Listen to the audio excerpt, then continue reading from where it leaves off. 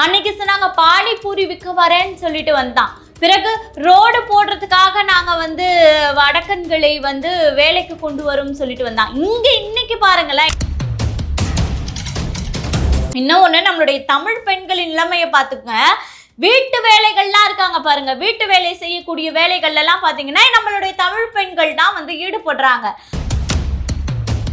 சரி, இன்னைக்கே அது பூதாகரமா வெடிச்சிருக்கு. எதற்காக சீமானவர்கள் கத்துகிறார்? அவர் வந்து போராட்டம் பண்ணுவேன் அப்படின்னு சொல்லிட்டு மிகப்பெரிய அளவுல வந்து தன்னுடைய ஆதங்கத்தை வெளிப்படுத்துறாருன்னா அதற்கு ஒரு காரணம் இருக்கு.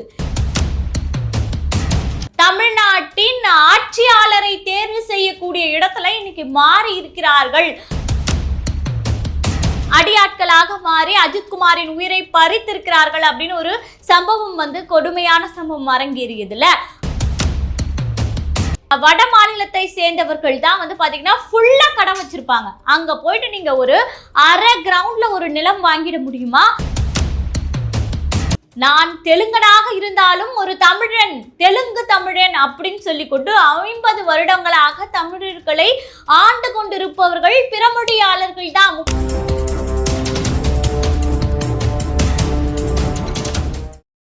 கலங்கரை சொந்தங்களுக்கு அன்பு வணக்கம். கலங்கரை பார்வை நிகழ்ச்சிக்கு உங்களை வரவேற்பதில் மகிழ்ச்சி. இன்னைக்கு இந்த வீடியோவில் நம்ம எதை பார்க்க போகிறோம் அப்படின்னா, சீமான் அன்று சொன்னது இன்று நடந்து கொண்டிருக்கிறது. இலங்கையில் எப்படி பெரும்பான்மையான சிங்களவாதர்கள் தமிழர்களை அடக்கும் ஒடுக்கும் முறையில் ஈடுபட்டு தமிழர்களை கற்பழித்து கொன்றார்களோ அதே நாளை தமிழ்நாட்டிலும் நடப்பதற்கு வாய்ப்பு ஏற்பட போகிறது அப்படின்ற ஒரு அபாய விஷயத்தை தான் இன்னைக்கு சீமானவர்களும் நாம் தமிழர் கட்சியும் கண்டன அறிக்கைகளை வெளியிட்டு போராடுவோம் என்று முழக்கங்களை சொல்லிக் கொண்டிருக்கிறது. அன்னைக்கு சீமான் எங்களுக்கு தனி தமிழ்நாடு வேணும் அப்படின்னு பேசிய போது சீமானவர்கள் பிரிவினைவாதம் பேசுறாரு, சீமானவர்கள் பிறமொழியாளர்களை ஒதுக்குகிறார் என்று பல அவதூறுகளை அள்ளி தெளித்தார்கள். ஆனால் இன்னைக்கு அந்த நிலை ஏற்பட்டிருக்கு இல்லையா? உன்னுடைய தமிழ்நாடு கெட்டு குட்டி சவரா போயிடும், தமிழர்கள் தமிழ்நாட்டிலேயே அகதிகளாக வாழும் நிலை ஏற்பட்டு விடும் அப்படின்ற ஒரு அபாய சூழலுக்கு இன்று தள்ளப்பட்டு விட்டோம் அப்படின்றதுதான் உண்மையான விஷயம். என்ன அப்படின்னா, முதல்ல தமிழ்நாட்டுல அதிகமாக வடக்கன்ஸ் வந்து நுழைந்து விட்டார்கள் அப்படின்னு பேசியதே யாருன்னு பாத்தீங்கன்னா சீமானவர்களும் நாம் தமிழர் கட்சியும் தான். அன்னைக்கு சொன்னாங்க பானிபூரி விற்க வரேன்னு சொல்லிட்டு வந்தான். பிறகு ரோடு போடுறதுக்காக நாங்க வந்து வடக்கன்களை வந்து வேலைக்கு கொண்டு வரும் சொல்லிட்டு வந்தான். இங்க இன்னைக்கு பாருங்களேன், இன்னைக்கு வந்து தமிழ்நாடு முழுக்க சென்னையில பெரும்பான்மையா பாத்தீங்கன்னா மெட்ரோ பணிகள் நடைபெற்று கொண்டிருக்கிறது. அதுல வந்து ஒரு 100 பணியாளர்கள் இருக்கிறாங்கன்னா கிட்டத்தட்ட 90% பேர் வந்து பாத்தீங்கன்னா வட இந்தியர்கள் தான் இருப்பாங்க. ஒரு 10% பேர் தான் வந்து பாத்தீங்கன்னா தமிழர்களாக இருப்பாங்க. சரி, அங்க மட்டும் தானா அப்படின்னு கேட்டோம்னா அரசு வேலைகளை எடுத்துக்கொள்ளுங்களேன். அரசு வேலையில இன்னைக்கு பேங்க்ல அதிகமாக இருக்கக்கூடியது யாரு? வடக்கன்ஸ் தான் இருப்பாங்க. முக்காவாசி பாத்தீங்கன்னா வட மாநிலத்தை சேர்ந்தவர்கள் தான் இன்னைக்கு பேங்க்ல உட்கார்ந்துக்கிட்டு இந்தி மொழி பேசக்கூடியவர்கள் தான் அங்க ஆதிக்கத்தை செலுத்தி கொண்டிருக்கிறாங்க. நம்ம போய் ஒரு பேங்க்ல போயிட்டு ஒரு தகவல் அவங்க கிட்ட சொன்னா கூட நம்ம சொல்ற தகவல் அவங்களுக்கு புரியறது கிடையாது. ஸ்பீக் இன் இங்கிலீஷ் அப்படின்னு சொல்றான். என்னுடைய தமிழ்நாட்டுல உட்காந்துக்கிட்டு என்னைய இங்கிலீஷ்ல பேச சொல்றான், இல்ல இந்தியில பேச சொல்றான். இத்தகைய அபாய சூழல்ல தான் இன்னைக்கு தள்ளப்பட்டு கொண்டிருக்கிறோம். முதல்ல வடக்கன்கள் அப்படின்னு சொல்லக்கூடிய இந்த வட மாநிலத்தவர்கள் தமிழ்நாட்டுல எதுக்காக நுழைஞ்சாங்க அப்படின்னு பாத்தீங்கன்னா, முதல்ல இந்த ரோடு போன்ற கான்ட்ராக்ட், இந்த தேசிய நெடுஞ்சாலைகள், இந்த மாதிரி நெடுஞ்சாலைகள் அமைக்கக்கூடிய பணிக்காக தான் முதல்ல வரவழைக்கப்பட்டாங்க. பிறகு இப்ப வந்து பாத்தீங்கன்னா தமிழ்நாட்டுல அதிக அளவுல இந்த வட இந்தியர்கள் என்ன பணி செய்யறாங்க அப்படின்னு பாத்தீங்கன்னா பெரும்பான்மையான பணிகளை அவங்க தான் செய்யறாங்க. ஹோட்டல்ஸ் எடுத்துக்கிட்டீங்கன்னா இன்னைக்கு கிளீனிங்ல இருந்து சைனீஸ் ஃபுட் சமைக்கிறதுல இருந்து எல்லா விஷயத்தையும் செய்யக்கூடியவர்கள் வட இந்தியர்கள். அதே மாதிரி இன்னைக்கு பானிபூரி ஸ்டால், நம்ம எல்லாருமே வந்து பெரியவர்கள்ல இருந்து சிறியவர்கள் வரை விரும்பி சாப்பிடக்கூடியது பானிபூரி. அந்த பானிபூரி ஸ்டால் சாட் ஐட்டம் மொத்தமும் பாத்தீங்கன்னா தமிழ்நாட்டுல கிட்டத்தட்ட அந்த கடைகளை போடுவது யாரு அப்படின்னு பாத்தீங்கன்னா வட இந்தியர்கள்.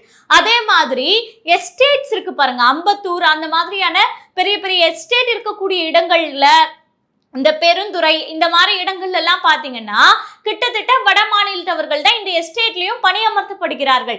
ஏன் ஒரு உதாரணம் சொல்றேன் பாருங்களேன். ஈரோட்ல இருக்கக்கூடிய பெருந்துறையில இருக்கக்கூடிய சிப்காட்ல வந்து பாத்தீங்கன்னா கிட்டத்தட்ட 63,000 பேர் வந்து வட இந்தியர்கள் பணியாற்றுகிறார்கள்.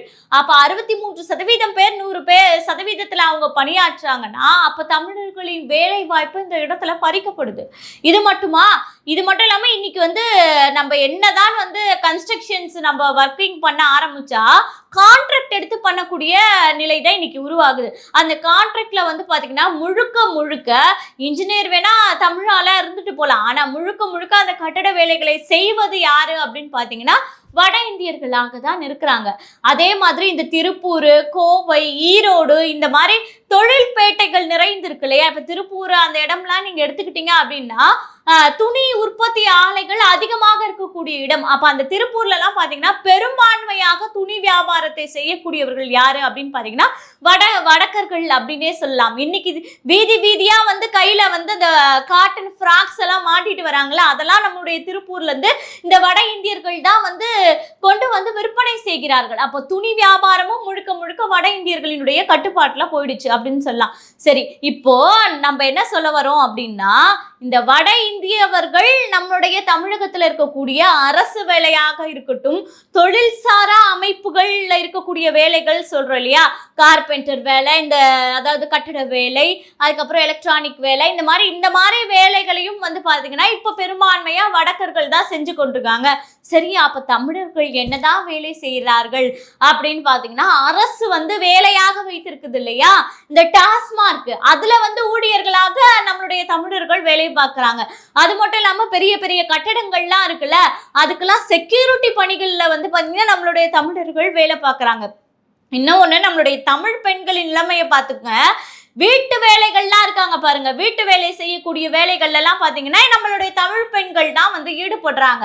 அப்போ முக்காவாசி நல்ல வேலைகளை நம்மளுடைய வேலை வாய்ப்பு, அரசாங்க ஊதியமாக இருக்கட்டும், தொழில்சாரா அமைப்பு வேலைகளாக இருக்கட்டும், எல்லாத்தையும் ஆதிக்கத்தை செலுத்து கொண்டு இன்னைக்கு வட இந்தியர்கள் தான் பயணம் செய்து கொண்டிருக்கிறார்கள் அப்படிங்கிற ஒரு அபாய நிலை ஏற்பட்டிருக்கு. சரி, இன்னைக்கே அது பூதாகரமா வெடிச்சிருக்கு. எதற்காக சீமானவர்கள் கத்துகிறார்? அவர் வந்து போராட்டம் பண்ணுவேன் அப்படின்னு சொல்லிட்டு மிகப்பெரிய அளவுல வந்து தன்னுடைய ஆதங்கத்தை வெளிப்படுத்துறாருன்னா அதற்கு ஒரு காரணம் இருக்கு. இந்திய தேர்தல் ஆணையம் இருக்கு இல்லையா, அவங்க வந்து இன்னைக்கு வந்து பாத்தீங்கன்னா சிறப்பு தீவிர திருத்த முகாம் அப்படின்னு ஒரு விஷயத்தை பண்ணி கொண்டிருக்காங்க. உதாரணத்துக்கு பீகார்ல பாத்தீங்கன்னா 7.8 லட்சம் பேர் வந்து பாத்தீங்கன்னா வாக்காளர்கள் இருக்கிறாங்க. அதுல 65 லட்சம் பேரை வாக்காளர் பட்டியல்ல இருந்து நீக்கி இருக்கிறார்கள். சரி, அந்த நீக்கின அந்த வாக்காளர் பட்டியல்ல இருந்த வட இந்தியர்கள் எங்கே போனார்கள் அப்படின்ற ஒரு கேள்வி இருக்குல்ல. அவங்கள இறந்தவர்களை விட்டு விடுங்கள். அதுல பீகார்ல இருந்து வெளியேற்றினாங்க இல்லையா அந்த 65 லட்சம் பேர்ல பீகார்ல இருந்து மட்டும் கிட்டத்தட்ட நம்மளுடைய தமிழ்நாட்டுல 7 லட்சம் பேர் வாக்காளர்களாக மாறி இருக்கிறார்கள்.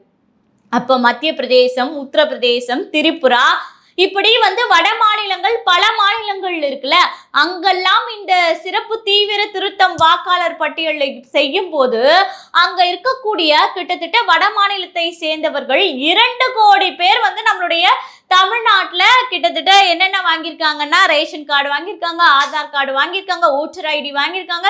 எல்லாமே நம்மளுடைய தமிழ்நாட்டுல வாங்கி தமிழ்நாட்டின் ஆட்சியாளரை தேர்வு செய்யக்கூடிய இடத்துல இன்னைக்கு மாறி இருக்கிறார்கள் அப்படின்ற நிலைதான் இன்னைக்கு தமிழ்நாட்டுல நமக்கு உருவாகி இருக்கு.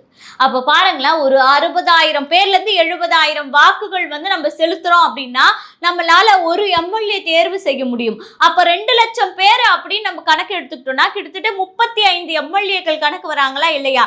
அப்போ 2 கோடி பேர் வந்து வட இந்தியர்கள் நம்மளுடைய தமிழ்நாட்டுல வாக்குகள் செலுத்தினால் 100 எம்எல்ஏக்களை அவர்களால் உருவாக்க முடியும். அப்போ ஒரு பெரும்பான்மையான எம்எல்ஏக்களை உருவாக்கி அவர்களால் ஆட்சி அமைக்க முடியும் அப்படின்ற ஒரு அபாய சூழல் தான் இன்னைக்கு நமக்கு ஏற்பட்டு கொண்டிருக்கு. அப்போ இந்த வட இந்தியர்கள் தமிழ்நாட்டுல வந்து ஓட்டு போட்டா யாருக்கு ஓட்டு போடுவான்? தமிழர்களுக்கு ஓட்டு போடுவாங்களா? இங்க இருக்கக்கூடிய கட்சிகளுக்கு ஓட்டு போடுவாங்களா? யாருக்கு ஓட்டு போடுவாங்க? தேசிய கட்சி எது? காங்கிரஸ் அல்லது பிஜேபி. ஆனா பிஜேபிக்கு தான் முக்காவாசி ஓட்டுகள் போகும். அதனாலதான் இந்த சிறப்பு தீவிர திருத்தம் வந்து நடைபெற்று கொண்டிருக்கிறது. அப்படின்றதாலதான் இங்க இருக்கக்கூடிய அரசியல் கட்சிகள் எல்லாமே இதை நீக்க வேண்டும் அப்படின்னு போராட்டம் பண்றாங்க. சரி, இன்னொரு விஷயங்கள் நீங்க உற்று நோக்கக்கூடிய விஷயம் இருக்கு. என்ன அப்படின்னா, இன்னைக்கு நம்ம காவல்துறை எடுத்துக்கிட்டோம்னு வச்சுக்கோங்களேன், கிட்டத்தட்ட தமிழ்நாடுல இருக்கக்கூடிய ஒட்டுமொத்த காவல்துறைக்கும் இன்சார்ஜ்னு ஒருத்தர் இருக்காருல்ல, அவர் யாருன்னு பாத்தீங்கன்னா சங்கர் திவால் அப்படின்றவர். அப்ப அந்த ஒட்டுமொத்த காவல்துறையினுடைய டிஎஸ்பி, தலைமை டிஎஸ்பி வந்து சங்கர் திவால். யார் அவரு? வட மாநிலத்தை சேர்ந்தவர்கள். இதே மாதிரி அஜித்குமாருடைய வழக்கு ஒரு எக்ஸாம்பிளுக்கு எடுத்துக்கோங்களேன். அதுல வந்து இந்த காவல்துறையினர் தான் வந்து இந்த மாதிரியான போலியான செயல்களை செய்திருக்கிறார்கள், அவர்களே அடியாட்களாக மாறி அஜித்குமாரின் உயிரை பறித்திருக்கிறார்கள் அப்படின்னு ஒரு சம்பவம் வந்து கொடுமையான சம்பவம் அரங்கேறியதுல. அப்போ அந்த இடத்துல வந்து அதிக அளவுல ஈடுபட்டது யாருன்னா டிஎஸ்பி. ஆனால் அங்க பணியிடம் மாற்றம் செய்யப்பட்டது யாரு அப்படின்னு பாத்தீங்கன்னா எஸ்பி. அந்த எஸ்பி அசாம் மாநிலத்தை சேர்ந்தவர். அவர் நேர்மையானவர் அப்படியாக இருந்தாலும் அவரை தான் பணியிட மாற்றம் செய்தார்கள். சரி, ஏன் இங்க இருக்கக்கூடிய ஒட்டுமொத்த காவல்துறையை கட்டுப்படுத்துவதற்கு ஒரு தமிழனால் முடியாதா? அப்ப வட மாநிலத்தை சேர்ந்த ஒருவரால் தான் இந்த ஒட்டுமொத்த தமிழக காவல்துறையும் கண்காணிக்க முடியுமா அப்படின்ற ஒரு கேள்வி இருக்குல்ல. எதற்காக அப்படி போடுறாங்க அப்படின்னு நீங்க பாத்தீங்கன்னா, வட மாநிலத்தவர்கள், அதாவது பிற மாநிலத்தவர்களை சேர்ந்தவர்கள் தான் இங்க கொண்டு வந்து போடுவாங்க. அதற்கு ஒரு காரணம் இருக்கு. ஏன்னா தமிழன் இந்த மாதிரி உயர்ந்த பொறுப்புல இருந்தான்னு வச்சுக்க, ஏதாவது ஒரு கேஸ் நடக்கும்போது எதுக்கு, என்னத்துக்கு, எப்படி நடந்தது, ஏதுன்னு நோண்டி நோண்டி கேள்வி கேட்பான். இதே வட மாநிலத்தவனை சேர்ந்தவரை கொண்டு வந்து ஒரு பதவியில உட்கார வச்சோம் அப்படின்னா, இங்க இருக்கக்கூடிய உயரதிகாரிகள், ஆட்சியாளர்கள் என்ன சொல்றாங்களோ அதற்கு சலாம் போட்டுட்டு அந்த கேஸை திசை திருப்பி கொண்டு போய்கொண்டே இருப்பார்கள். இதுதான் வந்து ஆட்சியாளர்களின் நோக்கம். அப்ப இதனாலதான் வந்து இந்த தவறுகள்லாம் இங்க நடந்து கொண்டிருக்கிறது அப்படின்ற ஒரு விஷயத்தையும் நீங்க உற்று நோக்க வேண்டிய விஷயம். ஒரு 2-3 வாரங்களுக்கு முன்னாடி ஒரு கொடூரமான சம்பவம் நடந்தது இல்லையா?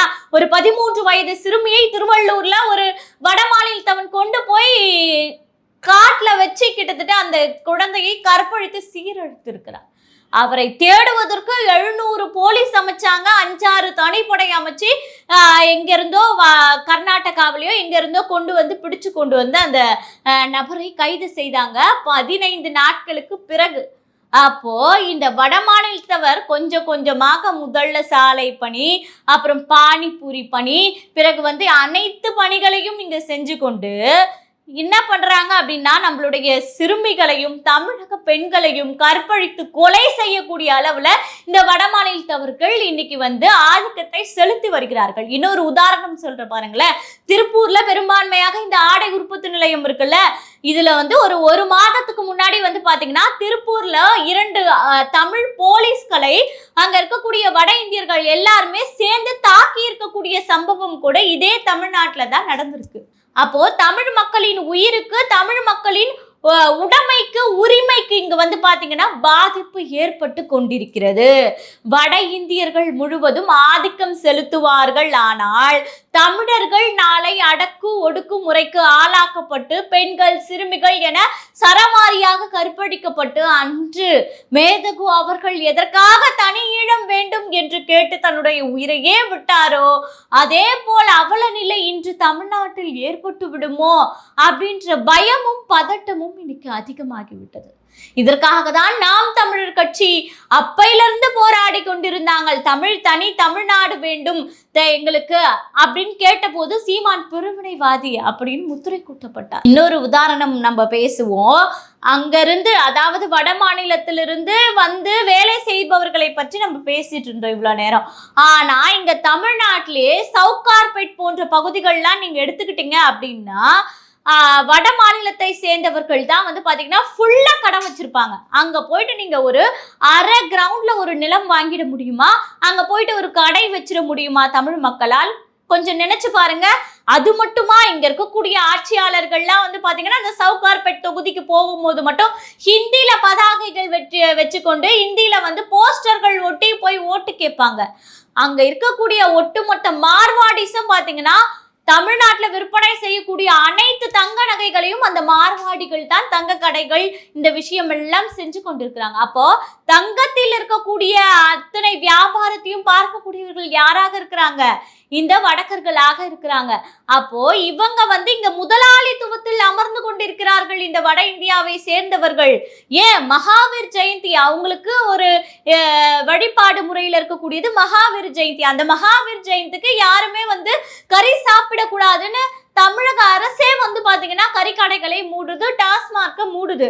அப்போ இந்த வடக்கர்கள் எந்த அளவுக்கு இந்த தொழிலாளிகளை விட முதலாளிகள் ஆதிக்கம் அதிகமாக இருந்தா நம்ம இங்க மகாவீர் ஜெயந்திக்கு வந்து பாத்தீங்கன்னா மது கடைகளையோ இல்ல கறி மீன் கடைகள் எல்லாம் மூடி வருகிறோம் அப்படின்னு கொஞ்சம் யோசிச்சு பாருங்களேன்.